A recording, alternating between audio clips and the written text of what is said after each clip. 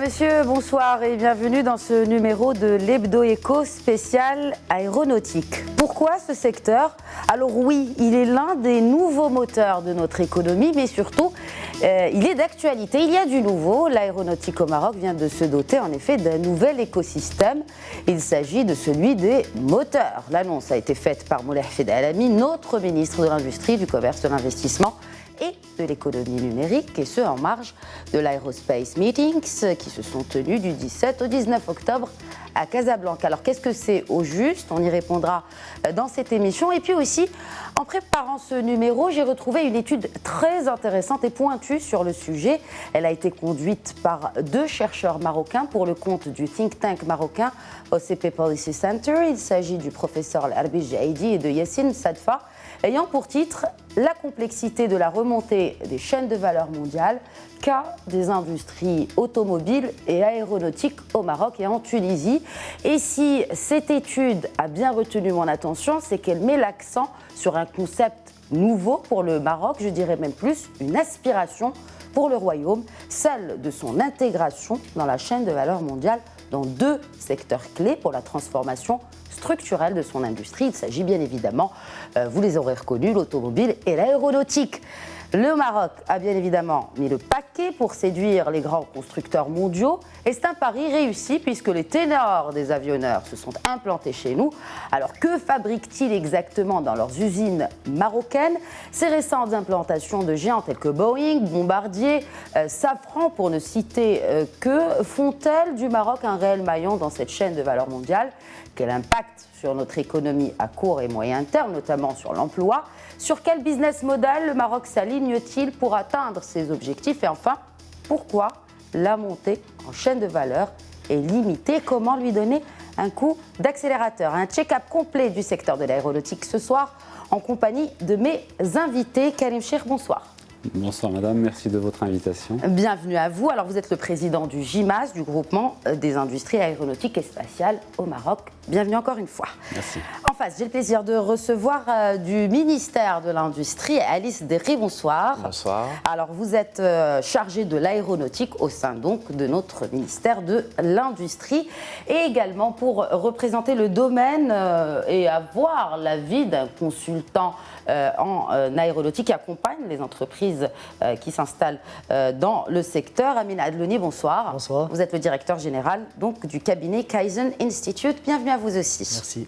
Alors messieurs, avant d'entamer la discussion et le débat, je vous invite à regarder cet encadré sur l'aéronautique au Maroc. Le secteur aéronautique constitue une réussite incontestable pour le Maroc. La mise en œuvre du plan d'accélération industrielle, initié par le ministre de l'Industrie Al-Alami en 2015, avec le lancement des 4 premiers écosystèmes du secteur aéronautique, a permis de développer une chaîne d'approvisionnement performante et compétitive. Les professionnels du secteur se sont engagés à atteindre 5 objectifs à l'horizon de 2020. À savoir doubler le chiffre d'affaires à l'export du secteur en le portant à 16 milliards de dirhams, doubler le nombre d'opérateurs installés en drainant 100 nouveaux secteurs, tripler le nombre d'emplois avec la création de 23 000 nouveaux emplois, atteindre 35% en termes de taux d'intégration locale au lieu de 18% actuellement et accompagner 20 porteurs de projets jusqu'en 2020. En contrepartie, l'État marocain s'est notamment engagé à former des profils spécialisés et adaptés aux besoins du secteur et développer l'intégration locale en offrant des primes pour les entreprises. Le groupe Boeing donne également un coup d'accélérateur à l'industrie aéronautique marocaine. En effet, depuis 2016, le groupe a signé pour la création de son propre écosystème industriel dans le pays. Les objectifs de cet écosystème visent l'implantation de 120 nouveaux fournisseurs d'ici 2020, la création de 8 700 emplois et la génération d'un chiffre d'affaires annuel supplémentaire à l'export d'1 milliard de dollars. Alors messieurs, tout d'abord, une réaction, peut-être des chiffres à ajouter, Karim Cheikh.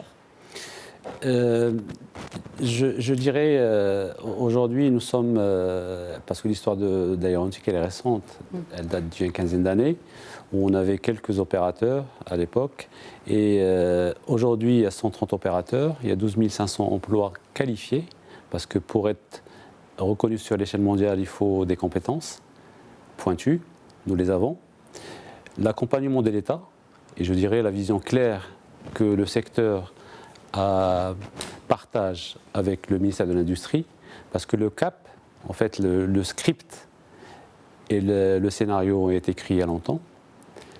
On a eu le plan d'accélération industrielle où là, on met des chiffres et des objectifs à atteindre.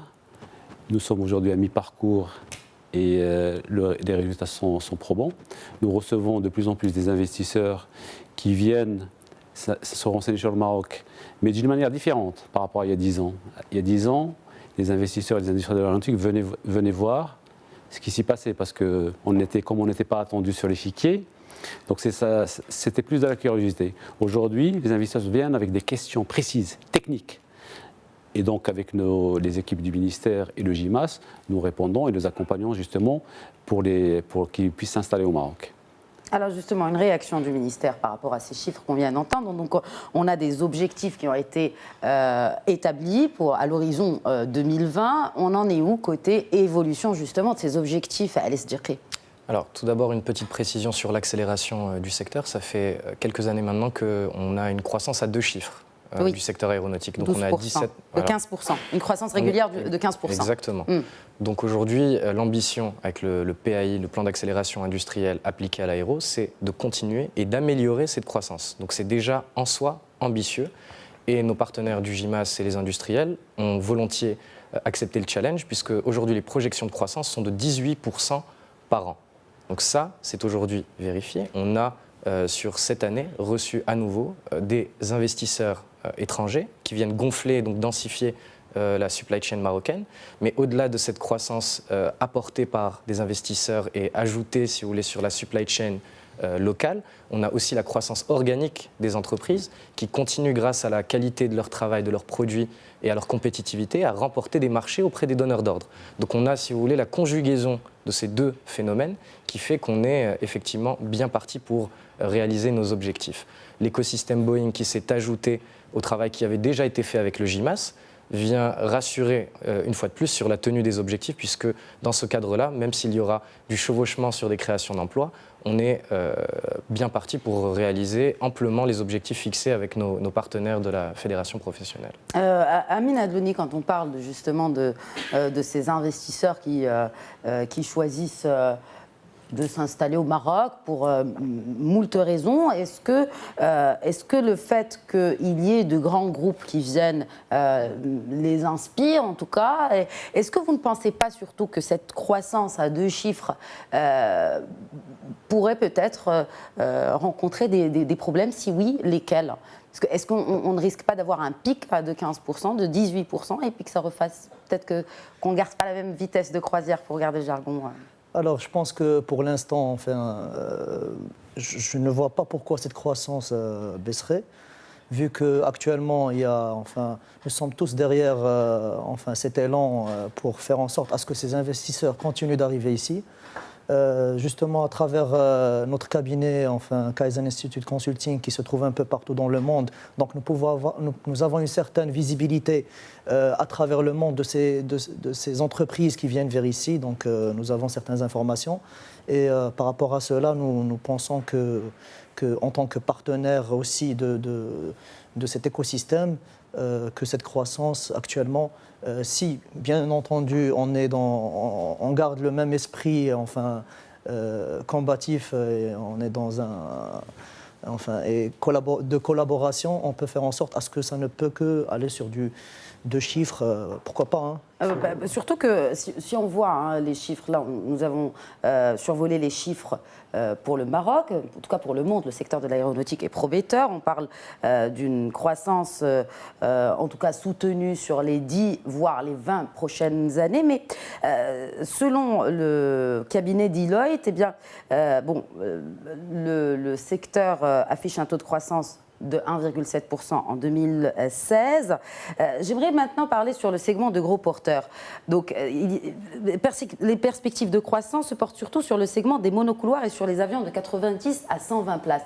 Est-ce que ça ne risque pas peut-être de mettre de la pression sur les gros avionneurs, en l'occurrence Airbus ou encore Boeing, Karim Cheikh? Aujourd'hui, les statistiques et les besoins du secteur qui fait, il y aura besoin de 40 000 avions d'ici 2030. Exact. Parce que le trafic aérien fait de la croissance, c'est tiré principalement par l'Asie. Et nous, on est dans un secteur, justement, dans le monocouloir, les A320, les Boeing 737. Ça veut dire que c'est des modèles qui sont relativement petits. Enfin, c'est pas le gros porteur ou les monocouloirs qui font que aujourd'hui la croissance se fait par les monocouloirs. D'accord. Parce que les gros porteurs, on en a deux. En fait, il y a deux géants. Vous avez le Airbus A380 et le 787 de Boeing. Donc le potentiel, il est plus dans les monocouloirs.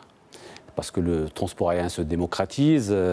Les Chinois, la Chine aura son avion. Ils ont déjà le Comac. Donc c'est un monocouloir également. Donc la croissance du trafic sera faite là-dessus. Pas sur, donc le fait nous ne serons pas impactés parce qu'on est dans ce créneau-là. Dans ce créneau. Alors, quand on parle justement de ce créneau, que fabrique-t-on au Maroc? C'est une question que beaucoup se posent, Alice Diqui, sans pour autant utiliser des mots très techniques. Mais qu'est-ce qu'on fournit à ces avionneurs marocains depuis nos usines marocaines par des collaborateurs marocains? Alors on fournit beaucoup de choses. La première des choses qu'il faut savoir, c'est qu'il n'y a pas aujourd'hui un seul Airbus ou un seul Boeing qui ne vole pas sans une pièce produite au Maroc. Donc ça déjà c'est un fait notable, il faut le rappeler. Donc l'ensemble des programmes dispose d'une pièce d'origine marocaine. Alors on fait beaucoup de choses. Vous avez rappelé les écosystèmes sur lesquels nous avons travaillé avec le GIMAS. Nous en avons 4. L'assemblage, un écosystème qui s'appelle EWIS qui est tout ce qui est système interconnecté et le câblage. Vous avez la maintenance et vous avez l'ingénierie qui est essentielle et qui est un écosystème transverse. Donc, quand on parle de ces écosystèmes, lequel est le plus lourd? Est-ce que c'est la maintenance? Est-ce que c'est le câblage? Lequel occupe le plus de place dans cette supply chain? C'est une excellente question. Après, c'est en fonction le poids du secteur, ça dépend quel est le critère pour juger ce poids-là. Aujourd'hui, on a en termes de potentiel, un des potentiels les plus importants est celui du MRO, donc de la maintenance et de la réparation. Celui qui est aujourd'hui le plus gros en termes d'emploi, c'est l'assemblage, puisque vous avez c'est extrêmement intensif en termes de main-d'œuvre, de travailleurs. Donc il y a beaucoup de gens qui travaillent dans ces écosystèmes-là. C'est fabriquer des pièces de structure, des morceaux d'avion, vraiment, donc, pour essayer de vulgariser au maximum. Vous avez le fuselage qui est donc le corps de l'avion. Et bien, au Maroc, on fabrique des morceaux de ce corps. Ensuite, sur le câblage, il y a aussi beaucoup d'emplois. Donc le câblage, comme son nom l'indique, c'est tout ce qui est fil, tout ce qui est fil électrique, connecteurs, etc. Donc le Maroc est aussi positionné. Ça rentre à l'intérieur de ce corps. On fabrique, et on y reviendra, des petites pièces pour le moteur, qui est aussi une toute autre partie de l'avion, qui est un univers différent, j'ai envie de dire. Il y a vraiment le fuselage et l'univers du moteur qui sont deux univers distincts. Et puis, très important, l'ingénierie, où il y a peut-être moins d'emplois en taille, mais ce sont des emplois extrêmement qualifiés qui viennent accompagner le développement de l'ensemble de ces écosystèmes. Quand vous faites une pièce structurale, un petit morceau de cet avion, vous avez besoin d'avoir des ingénieurs qui travaillent, qui font des méthodes, qui travaillent, qui accompagnent. Aujourd'hui, ce sont des ingénieurs marocains. Ce sont des ingénieurs marocains qui travaillent soit au sein des sites pour produire au sein des sites de production, soit à côté, dans des structures dédiées à l'ingénierie qui accompagnent ce développement. Oui, tout à fait. Des ingénieurs marocains. Amine Adouni, une réaction? Donc, je suis tout à fait d'accord. En fait, là, actuellement, l'industrie aéronautique est assez développée. Nous retrouvons des compétences un petit peu partout. Au niveau lors de l'assemblage, il y a pas mal de... Comme vous dites, on ne va pas aller sur du détail par rapport à ça, mais on trouve beaucoup d'éléments et chaque élément demande une ingénierie qui est différente. Par exemple, au Maroc, concernant la partie, par exemple, des moteurs, on produit tout ce qui est inverseur de poussée, par exemple. Donc ça, c'est très compliqué. Et il y a, je pense, sous votre... donc c'est plus... ça existe au bout de 3 pays dans le monde. Il y a trois stations dans le monde, je pense, sous votre... Karim Cher, vous confirmez ce que vient d'annoncer? Oui, on a à la fois donc l'assemblage qui est un métier historique, c'est le démarrage de la filière. Oui. Et à côté de ça, on a des produits qui sont très technologiques, où la valeur ajoutée elle est différente. Il y a les nacelles, c'est ce qui protège les moteurs. On en a un gros là qui est installé. Nous avons le câblage électrique, monsieur, c'est dès qu'on a parlé, mais on a le câblage avion et on a le câblage moteur. Et ça, c'est très technique aussi. Nous avons l'ingénierie, et là, c'est notre cheval de bataille, parce que c'est la matière grise que l'on met à disposition de nos industriels et qui peut même s'exporter. Ça va de la conception de pièces jusqu'à l'industrialisation. Donc, d'une pièce qui n'existe pas, on va la concevoir, on va voir comment on va l'industrialiser et comment on va la produire. Donc, ça, c'est de la valeur ajoutée qui est très, très importante. La partie héméro, c'est la maintenance, parce que les avions volent, mais à un moment, il faut qu'ils s'arrêtent pour les maintenir, pour assurer la sécurité des vols. Donc, il faut faire des visites moteurs, visites avions, etc. Mais je pense que c'est un segment que nous, au Maroc, connaissons très bien, puisque c'est ce qu'on fait depuis une quinzaine d'années, comme vous l'aviez évoqué tout à l'heure. Exactement. Très bien. Il y a encore du potentiel. On est des pros dans la maintenance, en tout cas. Il y a encore du chemin, parce qu'on voudrait avoir une plateforme, parce qu'il faut des techniciens très qualifiés, certifiés. Le Maroc, les techniciens qualifiés, maintenant, ils sont tellement bons qu'ils finissent par s'exporter. Donc, pourquoi ils s'exportent, selon vous? Ils sont bons. Il n'y a pas assez pour les retenir ici? Il n'y a pas assez de motivation pour les retenir au Maroc? Ils sont tellement... Parce qu'on n'en a pas assez, d'ingénieurs qualifiés, justement, oui. en aéronautique. Donc c'est pour ça qu'avec le ministère et le GIMAS, on travaille pour former les techniciens de maintenance en qualité et en quantité pour adresser, à partir du Maroc, donc le marché européen, mais également le marché africain. Parce qu'aujourd'hui, nos exportations vont vers l'Europe et les États-Unis. Donc on voudrait, dans le cadre de la coopération Sud-Sud, au moins cette partie-là de maintenance, d'assurer de la maintenance des avions des pays africains à Casablanca. On a réussi à faire de Casablanca un hub passager. J'espère qu'on nous fera un hub aussi pour la maintenance. Et puisque vous parlez de hub, justement, en termes d'échanges extérieurs, on l'a remarqué, nos exportations ont été largement tirées par les deux secteurs, à savoir l'automobile et l'aéronautique, le thème de notre émission aujourd'hui. Je m'adresse à Alice Djerké, justement, en termes d'exportation. Quelles sont les nouvelles offres aujourd'hui qui se présentent pour les produits made in Maroc? Alors, est-ce qu'on parle des exportations aéronautiques? Aéronautiques, sur les exportations aéronautiques, aujourd'hui, juste un petit chiffre qu'il est bon de rappeler, c'est que la production aéronautique marocaine représente plus de 4,5% des exportations industrielles du Maroc. Donc, c'est un secteur qui a du poids au niveau de l'export. C'est un secteur qui est orienté export, puisque ce sont des chaînes de valeur mondialisées, des chaînes de valeur complètement intégrées, donc avec les plateformes européennes et les plateformes nord-américaines essentiellement. Et les offres qui sont des offres d'accompagnement sont restées les mêmes, puisque nous accompagnons vraiment la densification. On n'a pas besoin de faire en sorte que l'export augmente, parce que l'export mécaniquement augmente dans cette industrie-là, puisque c'est envoyé à un assembleur en fin de chaîne. Typiquement, aujourd'hui, vous avez la plateforme d'assemblage de Toulouse, vous avez la plateforme d'assemblage de Seattle pour Boeing, la plateforme de Toulouse pour Airbus. Donc ce sont eux qui assemblent les pièces. Donc fatalement, tout le monde va renvoyer les morceaux d'avion. On va en assembler une partie ici, mais envoyer quand même ce qu'on a assemblé sur place en tant que sous-système, un sous-ensemble. On va l'envoyer, on va l'exporter soit à Toulouse, soit aux États-Unis, à Seattle ou Charleston, sur la côte Est. Donc, pour répondre à votre question, les offres aujourd'hui et l'accompagnement de l'État se fait vraiment sur le démarrage de l'activité, sur l'augmentation du capacitaire des capacités, sur l'accompagnement de la formation.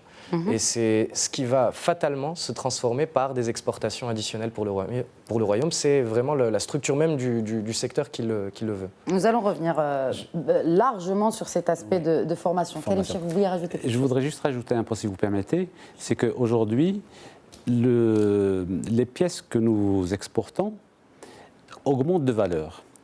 Au début, on peut avoir une pièce qu'on va exporter en Europe. Aujourd'hui, c'est quasiment des ensembles, avec un complément de chaîne de valeur qu'on n'avait pas par le passé, parce qu'on faisait une pièce, et si elle avait besoin d'un traitement particulier, on l'envoyait en Espagne ou en France, elle revenait et on assemblait. Aujourd'hui, nous sommes en mesure d'offrir des composants complets, qui sont envoyés directement pour être montés. C'est pour ça que le critère le plus important, c'est la qualité. Parce qu'aujourd'hui, la plateforme marocaine, elle n'est pas low cost, loin de là. On n'est pas low cost pour l'aéronautique, on est best cost. Parce que sur le trio prix, qualité, délai, nous, on a qualité, prix et délai. Le délai, pourquoi? Parce qu'aujourd'hui, la hausse des cadences fait qu'il y a une pression qui est importante sur la hausse de production, avec le même standard de qualité qui est très exigeant, et à des prix compétitifs. Donc, notre vigilance, elle porte sur la qualité de nos livrables, la qualité de nos ressources humaines et sur notre compétitivité. Parce que ceux qui gagnent, c'est ceux qui font de la qualité à un bon prix et avec une valeur ajoutée importante pour le client. D'où le best cost. D'où le best cost. Si on devait justement peut-être expliquer ou donner une image sur quel modèle, en tout cas dans l'aéronautique, le Maroc s'aligne-t-il, ou si on pouvait se benchmarker un pays, lequel serait? Je poserai la question à vous trois. Je commence par vous, Karim Chef. La comparaison se faisait principalement sur les pays de l'Est. La Pologne, par exemple. Aujourd'hui, on est largement plus compétitif que la Pologne, que dans les pays. Si on veut arriver à un modèle peut-être mieux que la Pologne aujourd'hui, comme... Notre modèle, il est mieux aujourd'hui. Je ne vous le cache pas. Après, on a les concurrents asiatiques. Les Asiatiques, voilà. Mais qui sont sur d'autres activités. Nous, on fait du métal, on commence à faire du composite. L'Asie, ils sont plus sur le composite.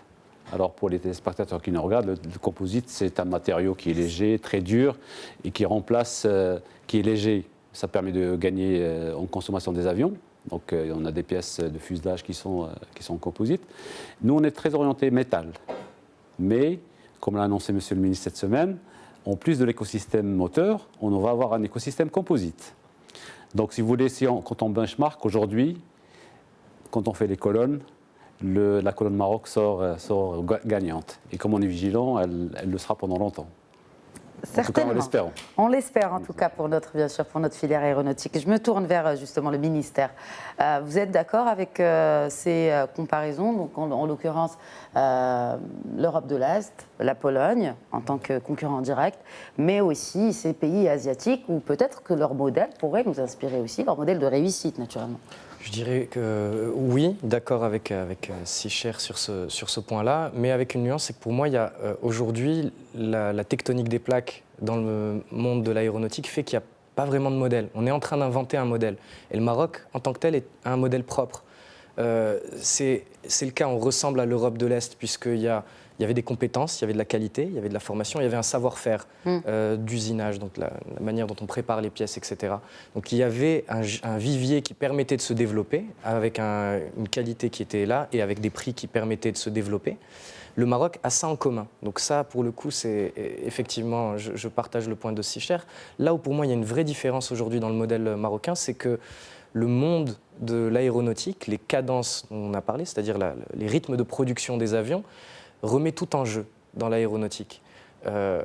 Pendant longtemps, l'industrie aéronautique ressemblait beaucoup à de l'artisanat, de l'orfèvrerie. On a plein de petites entreprises qui travaillent des pièces d'orfèvre pour un grand assembleur qui va faire un avion. Et donc on avait à chaque fois 1, 2, 3 avions sur certains programmes produits par mois.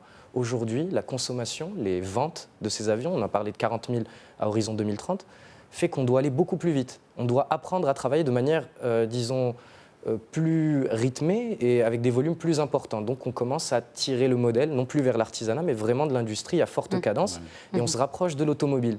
Ce qui fait que nous, on a eu finalement, la vision a été la bonne de se positionner sur ce secteur tôt, et aujourd'hui, clairement, le Maroc joue une partition que peu d'autres pays ont pu jouer auparavant, puisqu'on était au bon moment, avec la bonne position géographique, avec les qualités de main-d'œuvre et de ressources humaines et d'ingénierie disponibles pour inventer notre propre modèle. Donc, et j'apprécie le point sur la valeur ajoutée qui a augmenté. Effectivement, avant, on pouvait venir pour créer un petit atelier qui était complètement indépendant, qui exportait des pièces pour faire quelques petites retouches et les réimporter pour les réexporter. Aujourd'hui, ce n'est plus le cas. Non. On a vraiment des gens qui se parlent, un vrai tissu industriel cohérent et complet.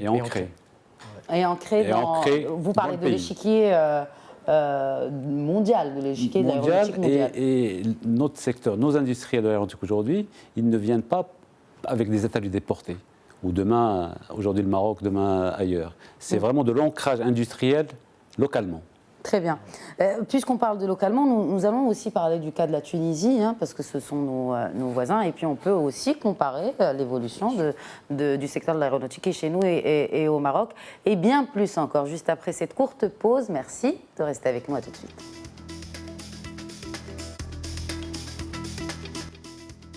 Bonsoir et bienvenue si vous nous rejoignez. En cette deuxième partie d'émission que nous consacrons aujourd'hui à l'aéronautique, nous allons mettre l'accent sur un point très important, celui de la chaîne de valeur mondiale dans ce secteur clé donc, de notre industrie, de notre économie. Alors tout d'abord, j'aimerais juste rappeler une brève définition de que c'est qu'une chaîne de valeur mondiale. Eh bien, elle représente l'ensemble des activités menées par les entreprises pour amener un produit ou un service de sa conception à son utilisation finale par le consommateur. Et à chaque étape de la chaîne, de la valeur est ajoutée naturellement sous une forme ou une autre, sous l'effet de la délocalisation et de l'interconnectivité croissante. Les activités qui forment les chaînes de valeur de nombreux produits et services sont de plus en plus fragmentées sur le globe et entre les entreprises. Je noterai que ces définitions, eh bien, je m'en suis inspirée de la complexité de la remontée des chaînes de valeur mondiale, cette étude qui a été faite par le professeur Larbi Jaidi Yassine Msadfa. Alors, tout d'abord, j'aimerais qu'on revienne sur ce graphique, sur cette chaîne de valeur mondiale et le positionnement du Maroc dans cette chaîne de valeur mondiale. Je vous demanderai donc de donner une réaction, messieurs. Donc voilà, nous avons l'étude de marché, la conception, la production, le marketing et les services. Le Maroc se trouve au milieu, donc au niveau de la production, en l'occurrence l'assemblage des sous-systèmes et la production des composantes. Une réaction. Allez, Zirek. Alors, je dirais que oui, mais le schéma est partiellement vrai, puisque aujourd'hui, on pourrait être présent un petit peu sur l'ensemble des grandes briques de la chaîne de valeur. Donc, c'est vrai que quand on regarde l'assemblage, il y a énormément de capacités installées, mais on fait de la conception, on fait de l'évaluation, on fait de l'analyse de risque, on fait du marketing et on fait du service, puisqu'on fait de la maintenance. Donc, on est un petit peu partout. Je dirais que peut-être là où l'accent est important, mais c'est vrai pour le secteur aéronautique dans son intégralité, c'est que l'assemblage et la production de systèmes et de sous-systèmes et de composants, c'est ce qui est le plus visible. C'est là où il y a énormément c'est là où on voit les pièces, là où on voit les productions.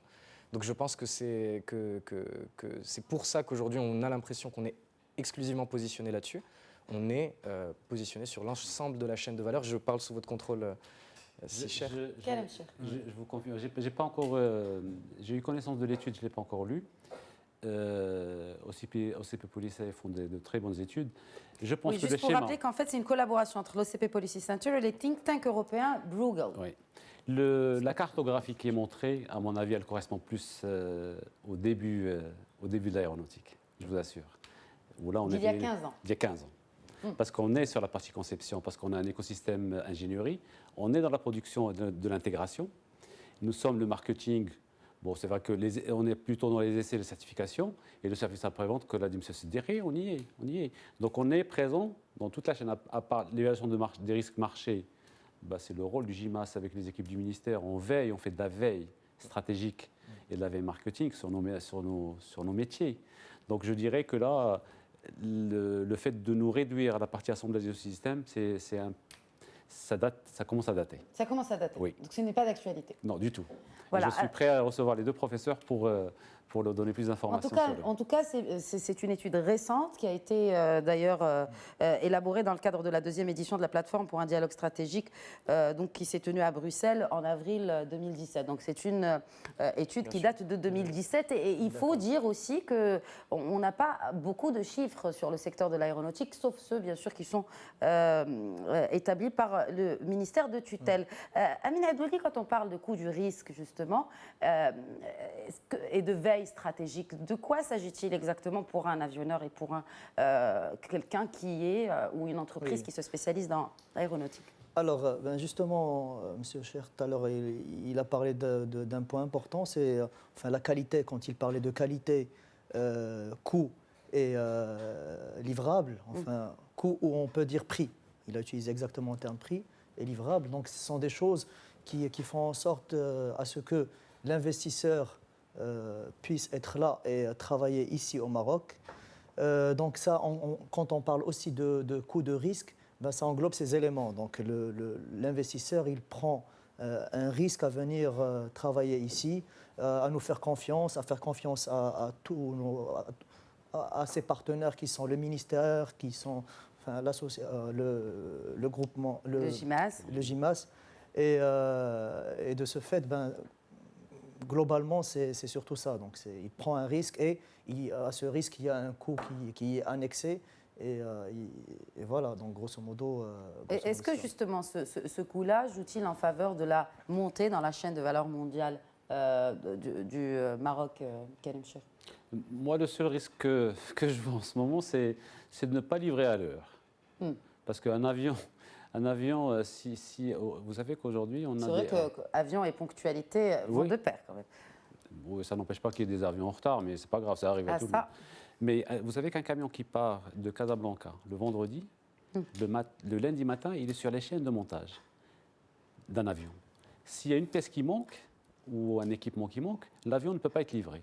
Donc le seul risque aujourd'hui, c'est de ne pas livrer à l'heure ou de livrer de la non-qualité. Le reste, avec les hausses de cadence, les carnets de commandes qui sont pleins, on a une fenêtre de tir qui est très intéressante. Aujourd'hui, quand on reçoit les investisseurs, le business model qu'ils ont, il est gagnant.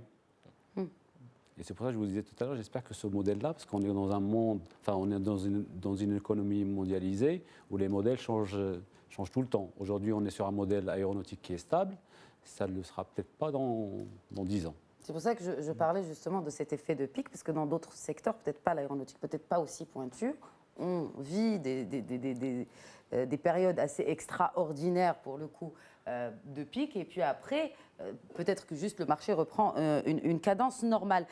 Justement, est-ce qu'il y a quand on parle de chaîne de valeur mondiale, ce processus de fragmentation géographique, est-ce qu'il joue aujourd'hui en faveur du Maroc en étant un maillon dans cette chaîne de valeur mondiale? Allez, se dire. Écoutez, oui, absolument. Je pense que la position géographique du Maroc est un atout considérable, pas uniquement pour l'aéronautique, pour l'ensemble des secteurs industriels. Donc ça, c'est un acquis. Je reviens, si vous le permettez, sur la question des coûts et qui est liée en lien direct avec celle du positionnement géographique. La stratégie de Boeing à horizon 2020, qui s'appelle Partnering for Success, c'est une réduction de 20% de leurs coûts de production. C'est dans ce cadre-là qu'ils ont cherché de nouvelles sources émergentes, des sources agiles et productives, pour essayer d'atteindre cette cible de 20% de réduction. Très bien. Quand ils ont fait leurs benchmarks internationaux et qu'ils sont venus au Maroc, leur premier argument pour choisir et sélectionner le Maroc, ça n'a pas été les coûts, alors que c'est une baisse de coûts qu'ils cherchent. Leur premier argument, ça a été la qualité et la capacité à faire du on-time delivery, donc livrer à temps.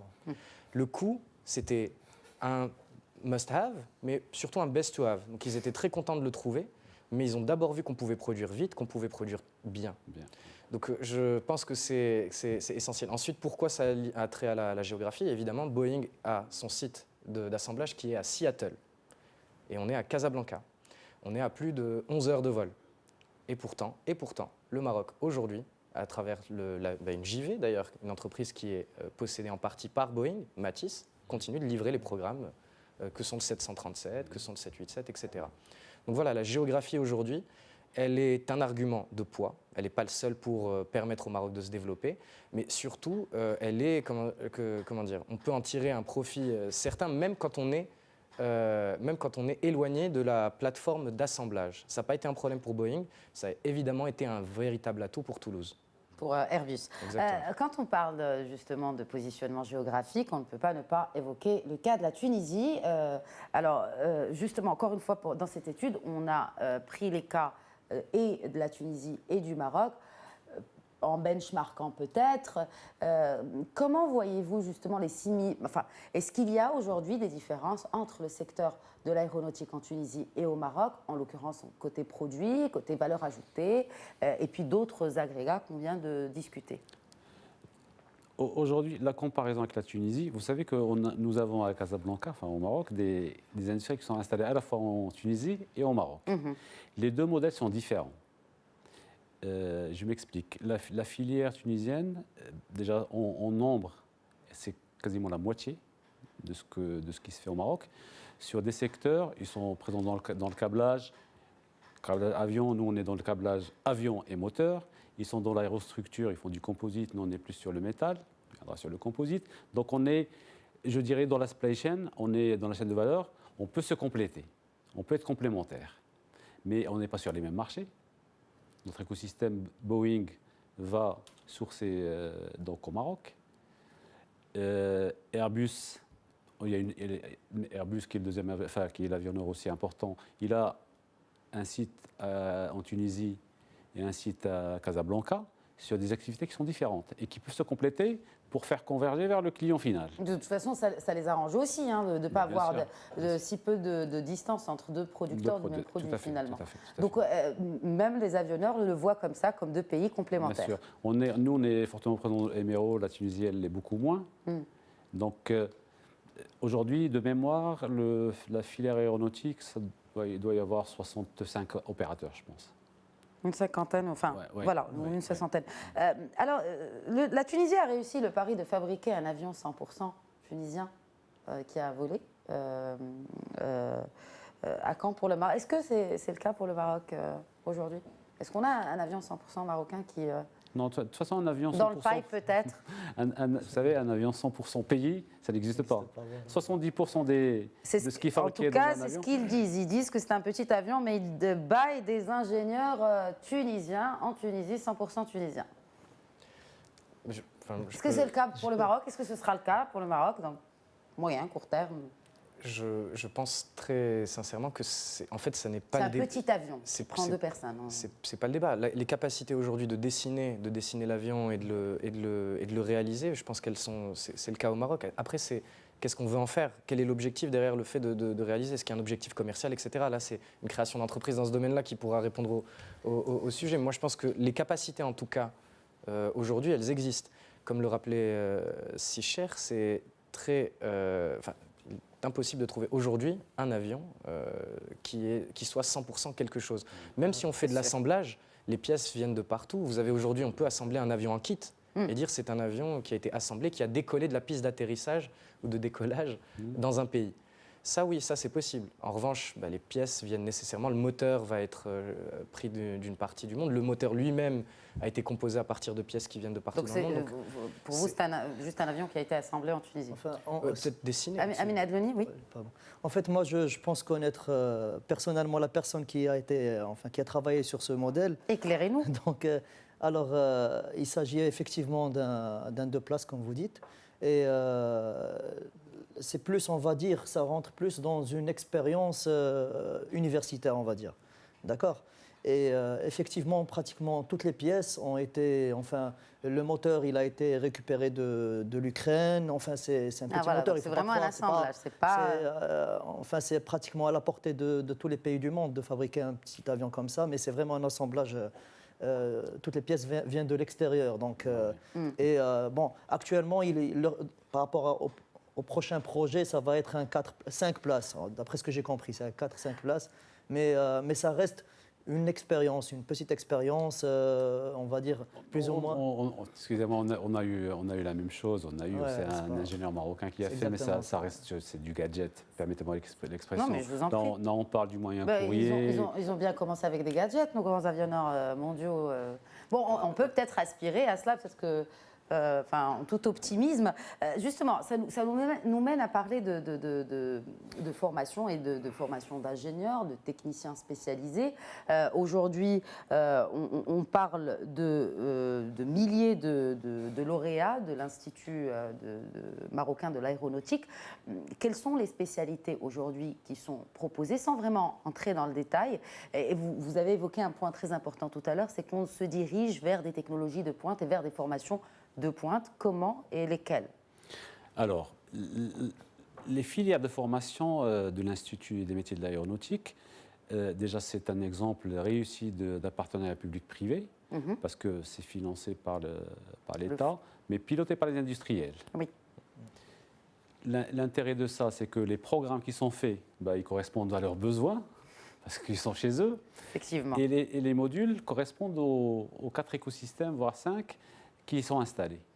Donc on est dans l'assemblage métallique composite, on est dans la partie électronique et électricité.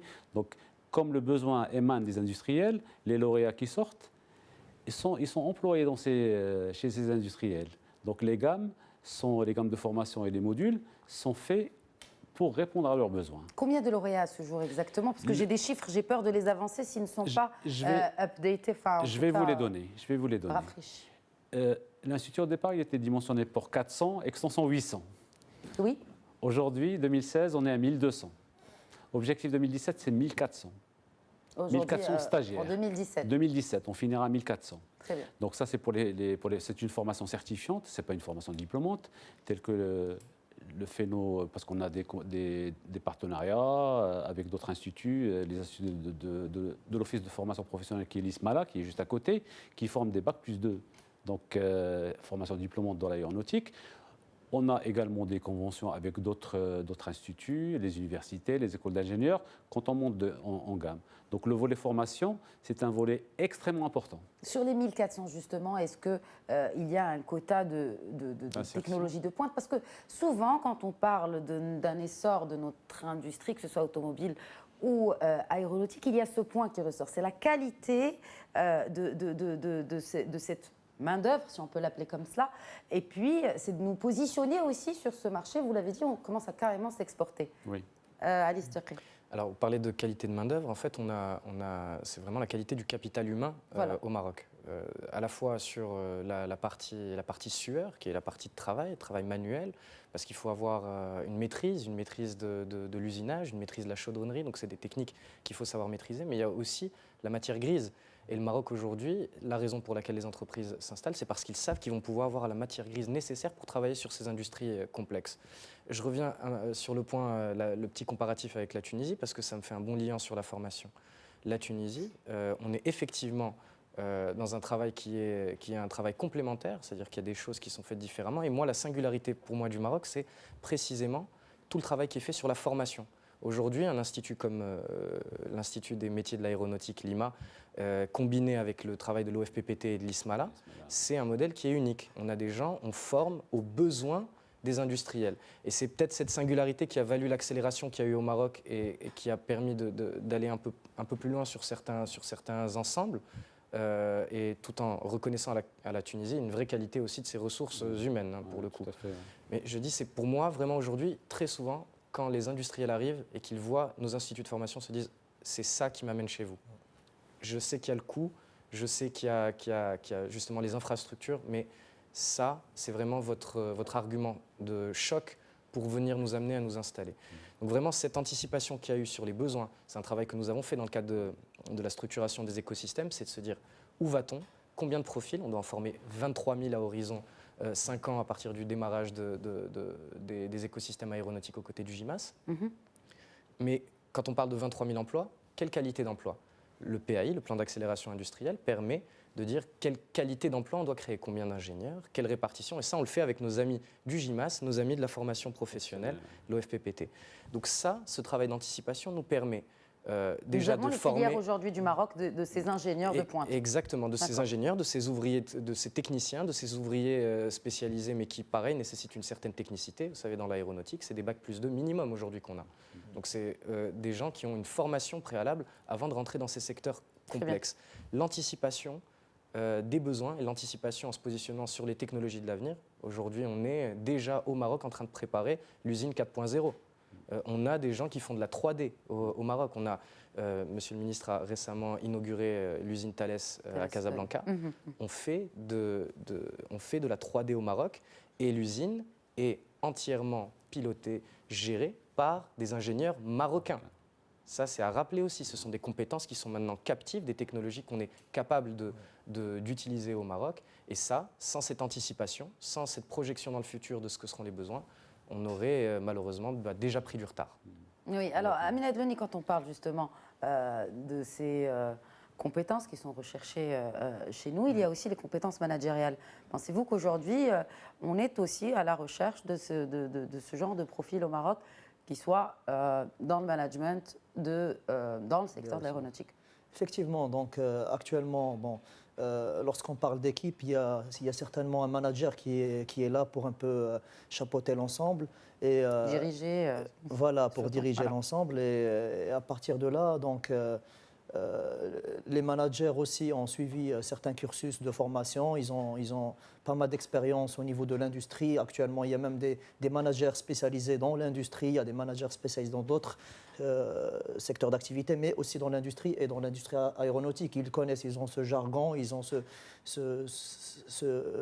pouvoir de gestion des ressources humaines ou de gestion d'ingénieurs d'une certaine typologie de ressources humaines. Par exemple, pouvoir être là pour gérer des projets où sont impliqués des ingénieurs est différent qu'autre chose. Donc, Oui. nous avons cela au Maroc actuellement et sans problème, je pense. Karim Chir? Moi, je rajouterais un point qui me paraît très important. Aujourd'hui, on parle de formation professionnelle, mais en fait, c'est de la formation-éducation. Parce que nos techniciens, nos ingénieurs, aujourd'hui, on les forme à leur métier technique, mais tout ce qui est transversal, les langues étrangères, le savoir-être, être un bon citoyen, tout ça, c'est important. Donc, que ce soit d'ailleurs à l'IMA ou à l'ISMALA, nos ressources, quand ils discutent avec des investisseurs qui viennent, souvent, ils sont assez impressionnés parce qu'indépendamment de la technicité, les gens ils peuvent parler en anglais, expliquer ce qu'ils font, ce que fait leur entreprise. Donc c'est un tout. C'est pour ça qu'on parle de plus en plus de formation et éducation au lieu de dire tout simplement formation. Moi, j'ai envie de dire que ça devrait être appliqué sur beaucoup d'institutions éducatives au Maroc, en commençant par le plus jeune âge. J'aimerais qu'on termine sur les perspectives futures très brièvement, messieurs. Quelle est la prochaine étape? On a parlé tout à l'heure de cet écosystème moteur, vous me parlez d'un écosystème composite, donc beaucoup d'annonces. Brièvement, 1 minute. Les perspectives futures. Je commencerai par la voix du ministère aujourd'hui pour l'aéronautique. Allez, c'est dire que... Il y a eu effectivement l'annonce du lancement de l'écosystème moteur au Maroc. Il faut savoir au préalable que nous étions déjà partiellement présents sur le moteur, puisqu'on a des gens qui font des nacelles, on a des gens qui font des inverseurs de poussée, comme on l'a dit précédemment. Mais aujourd'hui, on est en train de vivre le même moment que nous vivons pour les avions.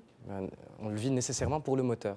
Il y a des moteurs qui se vendent mieux que d'autres, et il y a des moteurs qui ont des besoins en cadence énorme associés à l'avion qui se vend. Donc on avait parlé des 40 000 et de la cadence montante sur le 737 et la 320.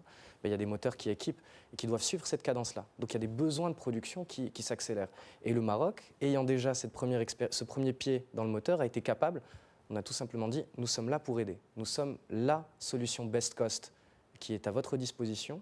Travaillons ensemble. S'il y a des métiers sur lesquels nous ne sommes pas positionnés, apprenons ensemble à les développer au Maroc et on va vous rendre service et nous allons pouvoir nous positionner durablement sur des technologies, des savoir-faire qui n'existent pas. Il y a un transfert de technologie aussi. Nécessairement. Quand vous faites des pièces de moteur, le moteur c'est d'une complexité inouïe. Je ne dis pas que le fuselage et que l'avion n'est pas complexe, il l'est, mais le moteur c'est ce qui permet de porter l'avion. Donc il y a effectivement énormément de technologies. Peut-être vers mais aujourd'hui, une production marocaine. Mais complètement, pourquoi pas. Et c'est déjà partiellement le cas, comme je le disais, mais l'écosystème moteur va voir donc, des fabricants de pièces moteurs s'installer au Maroc pour répondre à cette demande explosive sur certains programmes moteurs. Quand vous allez avoir ces gens qui vont venir, vous allez avoir aussi tous les autres programmes qui pourront venir s'approvisionner du Maroc. Quand je parle de programme, je parle de moteurs. Tous les autres moteurs qui sont à des cadences moins élevées, qui pourront venir s'approvisionner directement de la plateforme. Karim Chir, brièvement. Nous entamons, enfin, on a entamé à un certain moment, la phase 2 de notre développement. Donc les écosystèmes dont on a parlé depuis tout à l'heure, qui sont installés, on les nourrit, on surveille, etc. L'écosystème moteur, là on change de dimension encore une fois. Et on va sur des technologies qui sont différentes, sur des procédés de fabrication qui sont aussi différents. Donc on change de dimension. C'est la même chose pour le composite. Aujourd'hui, l'écosystème moteur dont vient d'en parler, ça va drainer des fabricants de pièces pour les programmes du A320, moteur A320, le 737, le A350 et d'autres, avec des matériaux qui sont différents. Les composites, l'écosystème composite, aujourd'hui, nous avons le numéro 1 mondial de fabrication de matières composites, qui est à Noassar. Donc autour de cette locomotive, on va mettre en place tout un écosystème composite qui va nourrir l'écosystème. Et le composite, il a le vent en poupe dans l'aéronautique, parce qu'il est plus léger, comme je l'avais dit tout à l'heure. Donc ce sont deux écosystèmes qui sont hautement technologiques et qui vont générer à la fois de l'ingénierie, sur lesquels on travaille énormément. De la R&D et de l'innovation, on n'en a pas parlé, mais je vais vous dire, on a avec le La recherche et développement. recherche et développement, Vraiment. innovation. Oui. Brièvement, nous avons déposé au ministère, le GIMAS Il nous reste très peu de temps. a déposé la création d'un cluster qui ne fera que de la recherche et développement et l'innovation pour C'est l'aéronautique. pour quand? On l'a déjà déposé, donc je pense que d'ici la fin de l'année, On attend aura le juste label. le label et Exactement. D'accord. Donc ça va être un groupement des industriels, des écoles d'ingénieurs, des instituts de formation, des chercheurs sur des thématiques liées à l'aéronautique pour accompagner des porteurs de projets qui peuvent par la suite industrialiser et venir rejoindre la filière aéronautique. L'avenir se dessine en tout cas sous de beaux cieux pour le secteur aéronautique, selon les données que vous avez partagées avec nous, avec nos téléspectateurs, messieurs, aujourd'hui, au sujet donc de ce secteur porteur. Merci d'avoir accepté l'invitation de l'Hebdo Éco, messieurs. Merci à vous de nous avoir suivis. Excellente suite des programmes sur Médien TV. Je vous donne rendez-vous la semaine prochaine pour un nouveau numéro de l'Hebdo Éco.